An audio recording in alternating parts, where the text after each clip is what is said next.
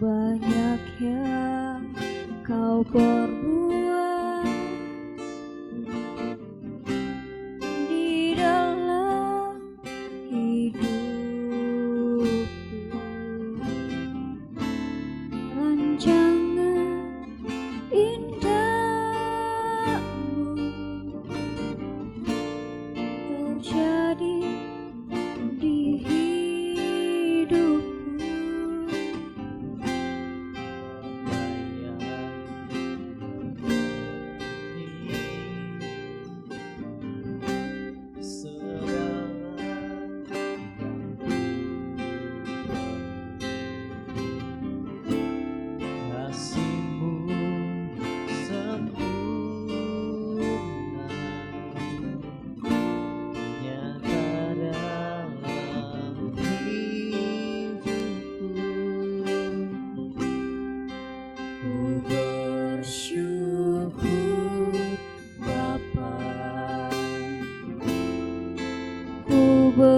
Bersyukur Tuhan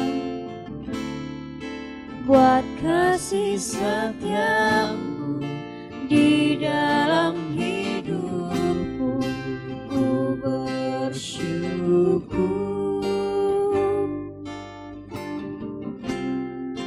ku bersyukur Bapa. Bersyukur Tuhan buat kasih setiamu di dalam hidupku. Ku bersyukur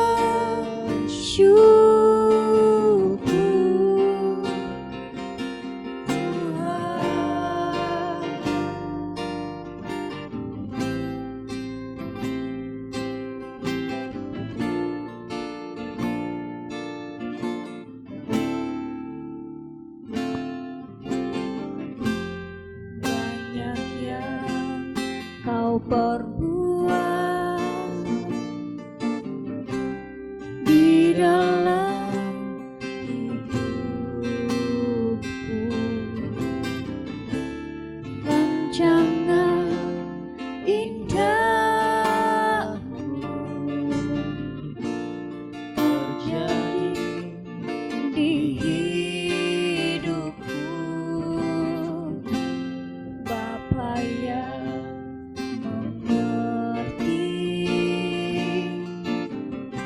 segala yang ku perlu, kasih-Mu sempurna nyata dalam hidupku. Ku bersyukur Bapa, ku bersyukur Tuhan buat kasih setiamu di dalam hidupku. Ku bersyukur,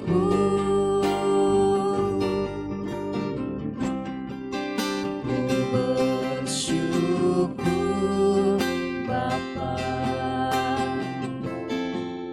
Ku bersyukur Tuhan buat kasih setia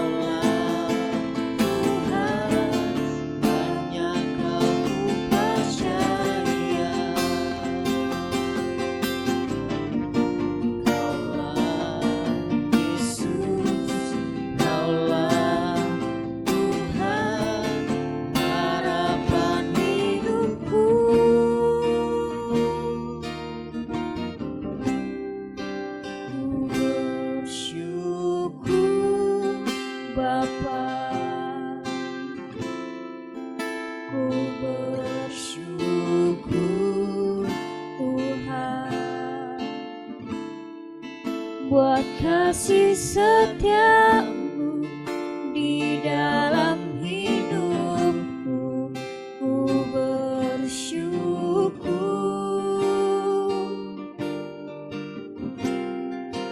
ku bersyukur Bapa,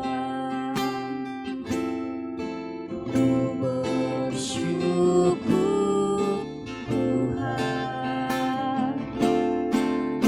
buat kasih setiamu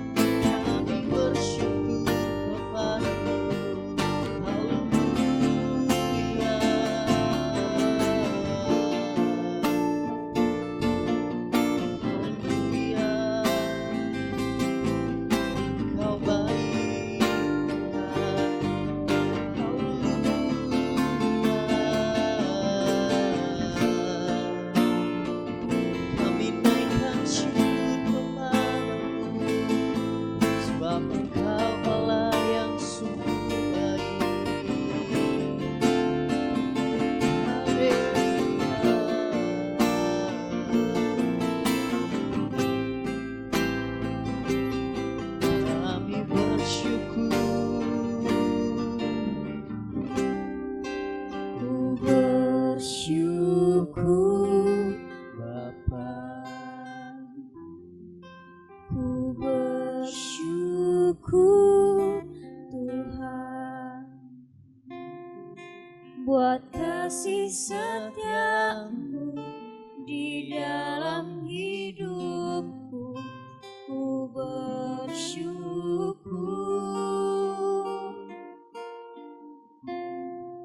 ku bersyukur Bapa, ku bersyukur Tuhan, buat kasih setiamu di dalam hidupku, ku bersyukur, ku bersyukur, ku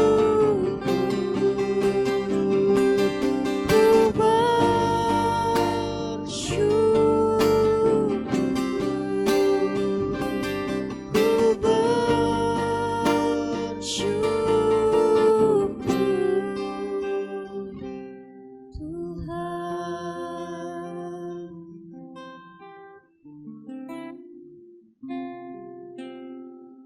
Pemirsa yang diberkati Tuhan, bagaimana kabar Anda pada kesempatan ini? Luar biasa sekali pastinya bersama dengan Tuhan, karena Tuhan akan menolong kita dalam setiap hal yang kita lakukan. Bersama Tuhan kita pasti akan berhasil. Pemirsa, selama 30 menit ke depan saya Maria akan menemani Anda di program Madah Masih Ada Harapan. Dan pemirsa, kita selalu perlu pertolongan Tuhan. Bahkan kita perlu anugerah Tuhan dalam hidup kita. Tapi apakah anugerah Tuhan dan mengapa kita perlu anugerah Tuhan? Kita akan simak bersama dan kita akan bahas bersama dengan narasumber kita, Bapak Pendeta Tony Chia. Hello Pak Tony. Hello. Good to be on the program. Ya, betapa baik kita bisa ada di program ini kembali To pemirsa. share with God's word. Untuk berbagi bersama dengan Anda tentang firman Tuhan. Today the topic is God's grace. Topik kita pada hari ini adalah bicara tentang anugerah Tuhan. Jesus is full of truth and full of grace. Yesus itu penuh dengan kebenaran dan kasih karunia. When you accept Jesus, Ketika Anda menerima Yesus, you will have both truth and grace. ketika kita menerima Yesus, kita akan menerima dua hal ini. Yaitu kebenaran dari Yesus dan kedua kasih karunia atau anugerahnya Tuhan. Let's learn from Paul what else he says about grace in 2 Corinthians chapter 12. Mari kita akan simak bersama bagaimana kasih karunia Tuhan itu menurut pandangan dari Rasul Paulus. Kita akan simak di dalam 2 Korintus pasal yang ke-12, ayat yang ke-7 sampai dengan ayat yang ke-10. Firman Tuhan demikian. Dan supaya aku jangan meninggikan diri karena penyataan yang luar biasa itu, maka aku diberi suatu duri dalam dagingku, yaitu seorang utusan iblis untuk menggocoh aku, supaya aku jangan meninggikan diri. Tentang hal itu aku sudah 3 kali berseru kepada Tuhan, supaya utusan iblis itu mundur daripadaku. Tetapi jawab Tuhan kepadaku, cukuplah kasih karuniaku bagimu, sebab justru dalam kelemahanlah kuasaku menjadi sempurna. Sebab itu terlebih suka aku bermegah atas kelemahanku, supaya kuasa Kristus turun menaungi aku.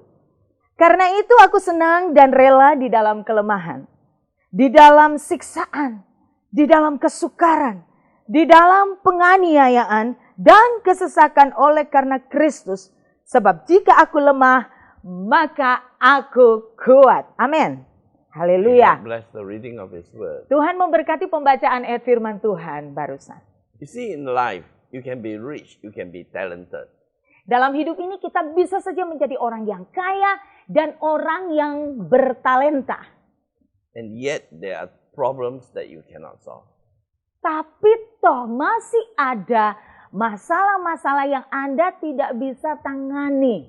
And when you try to solve this kind of problem in your own way, Dan kalau kita mencoba untuk menyelesaikan atau mengatasi masalah-masalah ini dengan cara kita sendiri, it pemirsa, can always land up in disaster. maka kita akan berakhir dengan satu kemalangan. Take for example this husband and wife. Ambil satu contoh, sepasang suami istri, Both are in their 30s. mereka usianya sekitar 30 tahun. They have a daughter 12 years old. Usia anak mereka, anak perempuan mereka 12 tahun. Both of them are working. Kedua orang tuanya masih bekerja. They stay in a nice condominium. Mereka tinggal di sebuah kondominium yang mewah. One day, the wife confronted the husband. Suatu saat istrinya bertengkar dengan suaminya. You have a girlfriend. Kamu punya seorang simpanan. Break off. Putuskan dengan simpananmu. But the husband refused. Tapi suaminya itu menolak. The wife was angry, Istrinya begitu marah, shouted, lalu berteriak.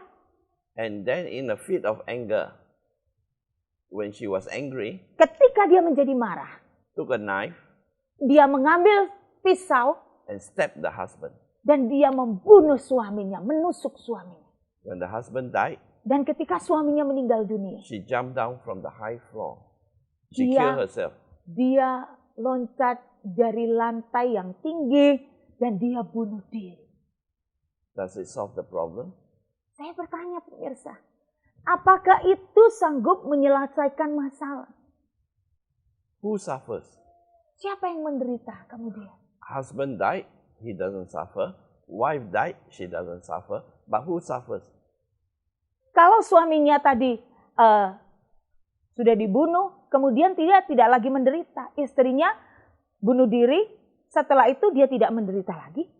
Tapi siapa yang kemudian menderita The pada daughter akhirnya? who is 12 years old. Yaitu putrinya yang masih berusia 12 tahun.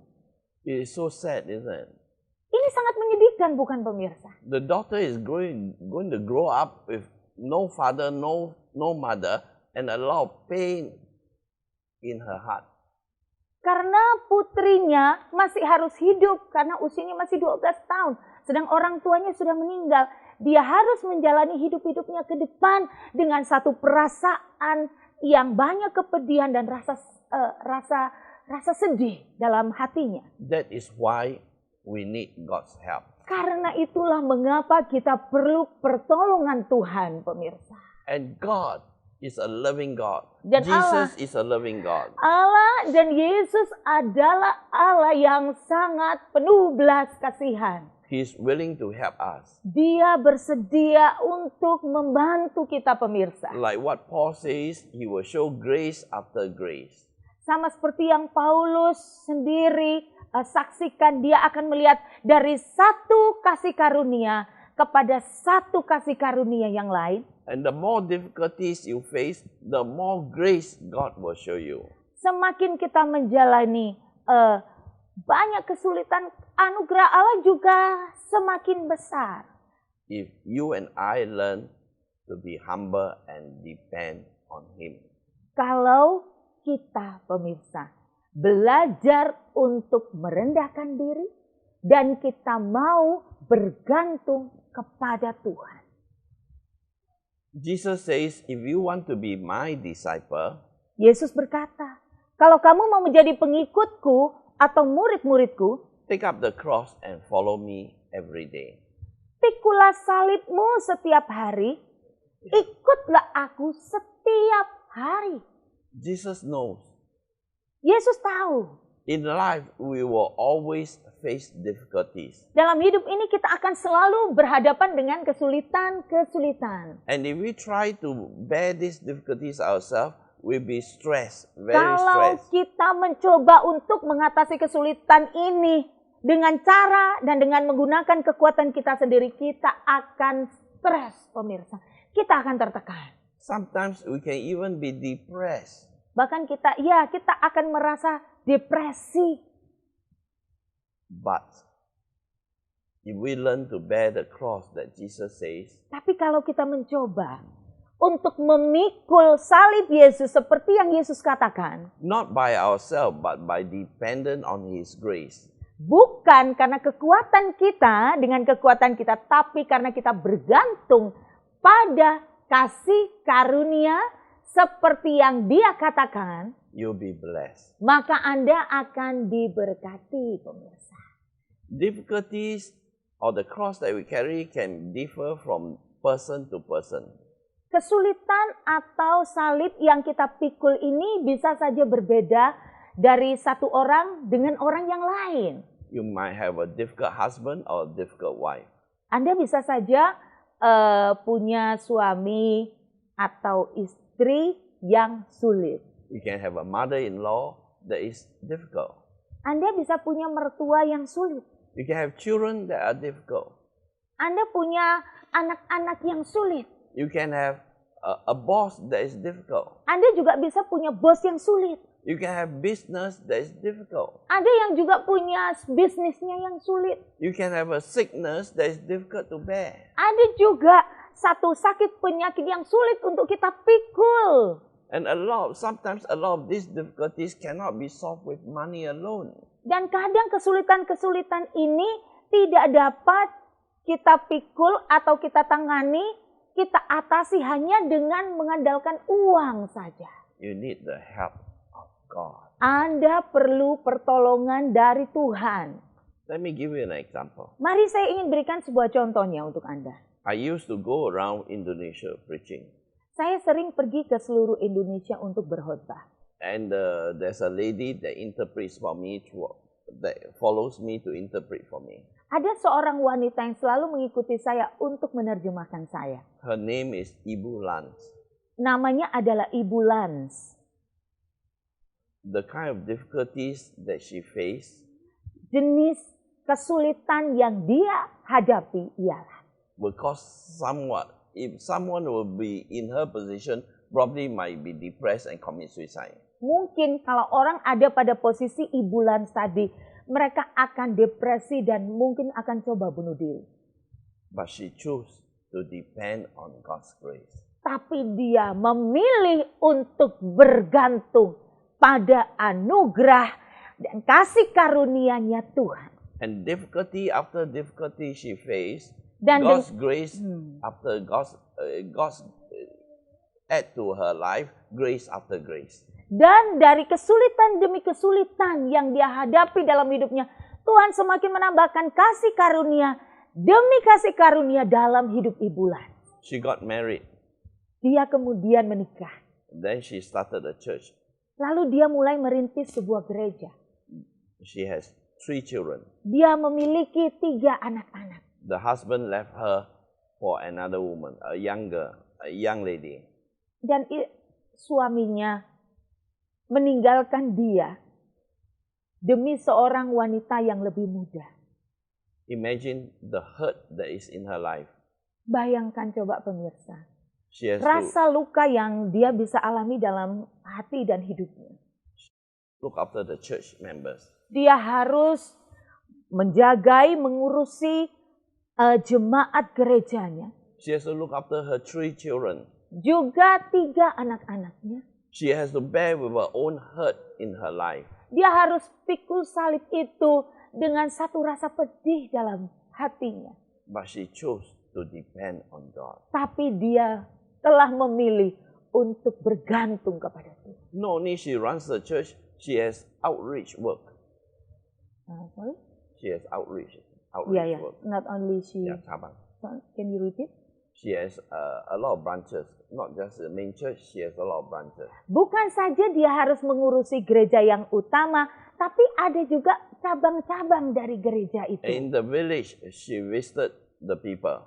Di perdesaan dia juga mengunjungi orang-orang desa. And the villagers told her, Dan orang-orang di desa berkata kepada dia, don't talk to me about Jesus. jangan bicara kepada kami tentang Yesus.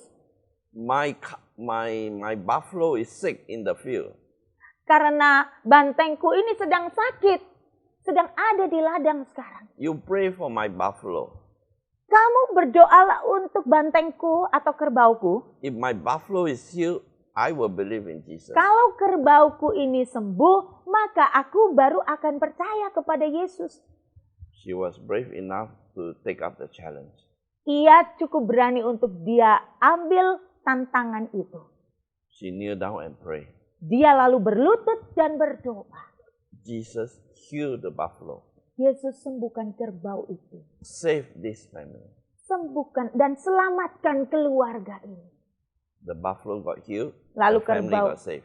kerbau itu sembuh. Dan keluarga itu menjadi percaya dan mereka diselamatkan. And she started not only one church, she started 18 branches. Dan bukan saja satu keluarga, lalu dia juga memulai kemudian dengan 18 cabang-cabang yang lain. She showed a lot of love to her children. Dan dia menunjukkan kasihnya yang luar biasa kepada anak-anak. Until one of the sons went to Bible college and became a pastor. Sampai suatu saat anaknya yang laki-laki memutuskan untuk pergi ke sekolah Alkitab dan menjadi seorang gembala sidang. And take over the church. Dan kemudian dia yang mengambil alih untuk mengurus gereja itu. Did she retire? Apakah kemudian ibu itu pensiun? No. Tidak, pemirsa. She began to learn English Lalu dia mulai belajar bahasa Inggris during her free time. di waktu luangnya. So she interpreted for the pastors that come from New Zealand and Australia. Lalu dia mulai menerjemahkan hamba-hamba Tuhan yang datang dari New Zealand And Australia. dan Australia. And the Australian and New Zealand pastors in turn invite her to have holidays in Australia and New Zealand. Lalu pendeta yang dia terjemahkan itu justru kemudian berbalik mengundang dia untuk liburan ke New Zealand dan ke Australia. Amin. She interpreted for me. Dia juga menerjemahkan untuk saya. So I pay for airfare throughout Indonesia.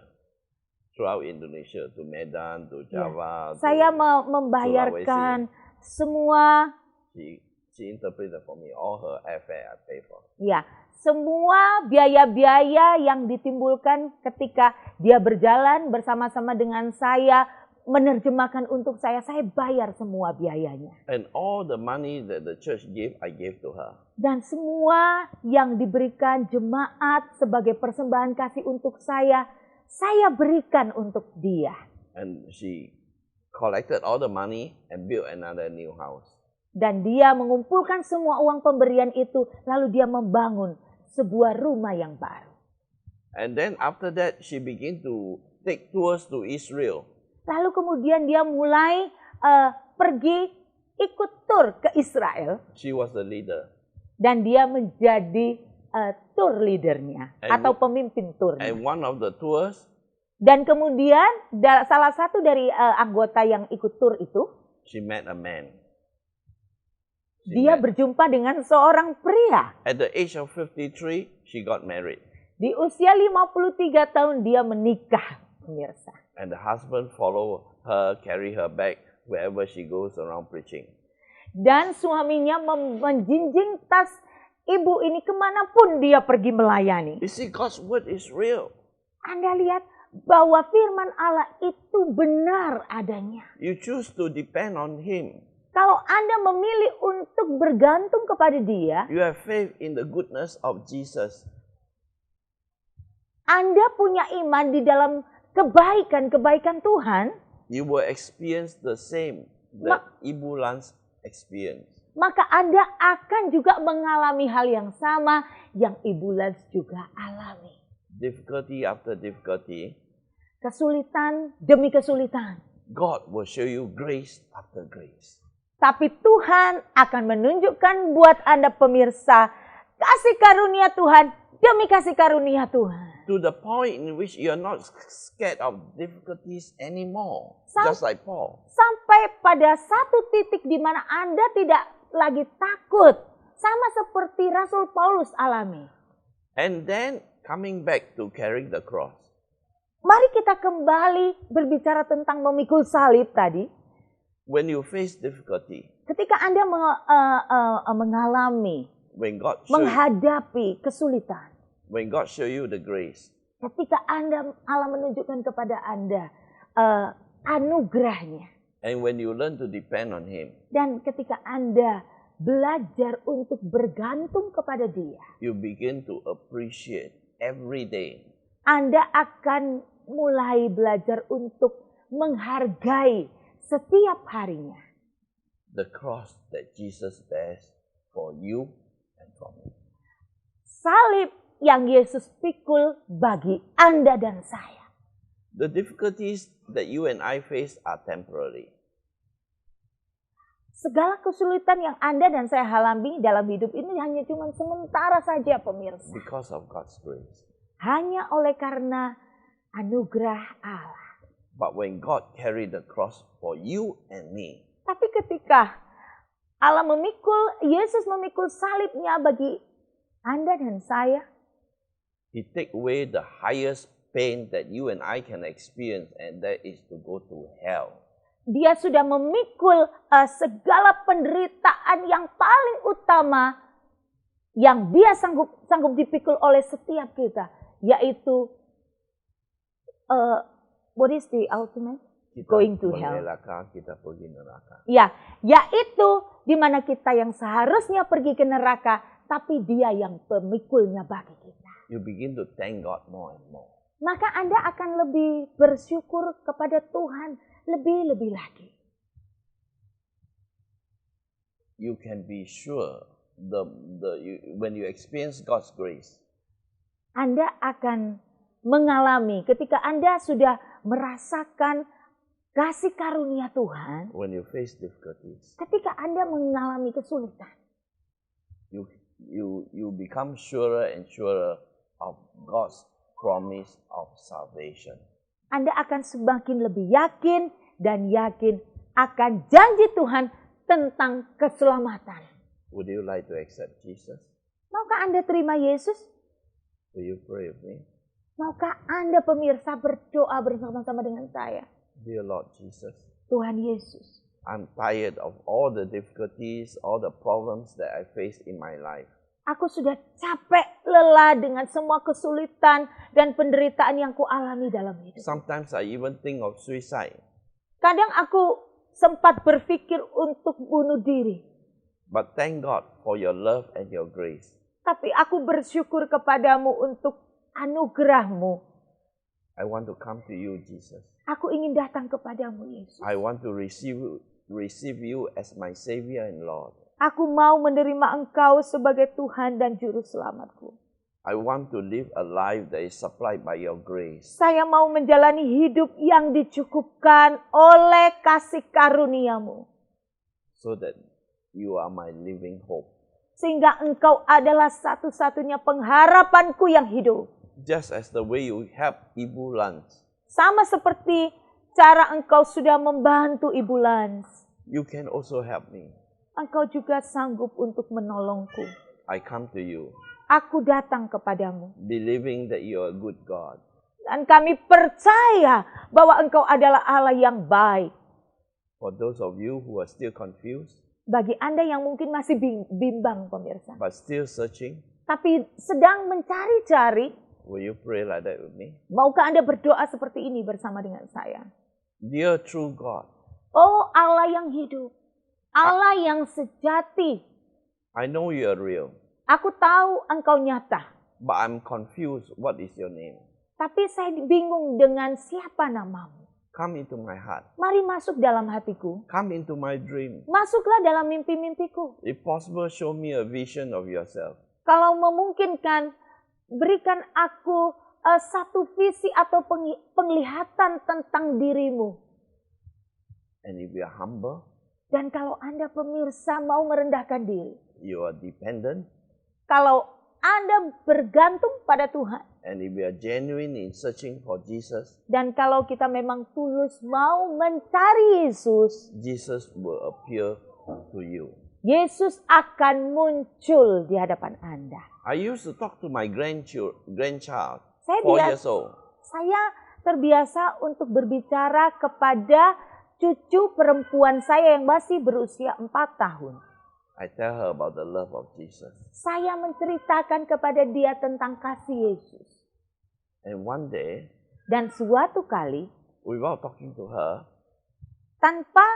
without talking to her about Jesus, tanpa perlu saya bicara kepada dia tentang Yesus, she says she has gone to Jesus' house. dia bilang bahwa dia sudah sampai ke rumahnya Yesus. So, Jadi, I appeal to you. saya ingin memohon kepada Anda. Will you be humble, dependent, Anda mau merendahkan diri Anda dan bergantung pada Tuhan? and seek the true and living God, Dan kita mencari Allah yang benar dan sejati. full of grace and full of truth, Yang penuh dengan kasih karunia dan kebenaran. full of help and full of protection, Yang sangat membantu dan sanggup melindungi Anda. full of peace and full of joy, Yang penuh dengan damai dan sukacita. full of hope. Yang penuh dengan pengharapan. God bless you. Tuhan memberkati.